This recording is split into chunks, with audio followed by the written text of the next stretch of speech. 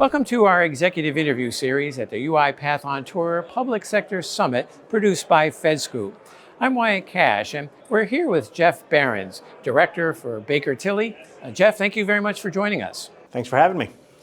The first question I'd like to ask is, for government agencies that are just starting to explore agentic automation, what advice would you give them about ensuring a smooth and effective implementation? Well, I guess to first understand all this is to really understand what agentic automation is. It's relatively new, starting to be implemented in the commercial space, but right now it is new for the government agencies, and they're usually a year or so behind in generally adopting these kind of things. So I mean, to understand what it is and then having to go through an ATO process and get it secured and make sure that it's authorized to use, I mean, that's first and foremost what we need to do. And I think you need to learn about what the differences are between general RPA and agentic automation. And from there, Wyatt, then you got to understand how to implement it and where the use cases are and really understand all the factors that go into it as well.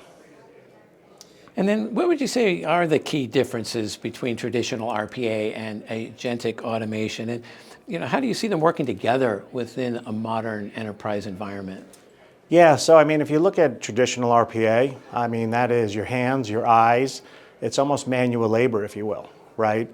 When you get into agentic and kind of AI, that's the cognitive part now. That's using your brain and being able to make decisions. Whereas in the past, RPA is used to structure data, high volume. You want to make sure A to B to C is all laid out, and there's not a lot of ambiguity. Now with agentic, you start to learn. You use the same principles as the large language models in a much more confined area. So agentic and the agents are able to start to think and make decisions and learn on some of the mistakes.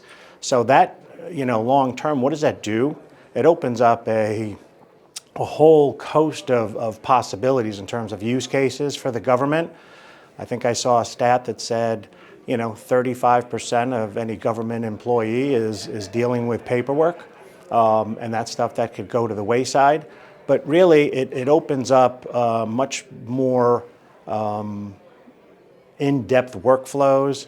You can get the human in the loop further and further away from having to be involved. Not that we want to do that 100%, but in general, it just opens up a ton more possibilities for end-to-end automation. Well, Jeff Barenz, thank you so much for joining us here today at the UiPath on Tour Public Sector Summit. Thanks for having us. It's been great so far. Terrific. Thank you. Thank you.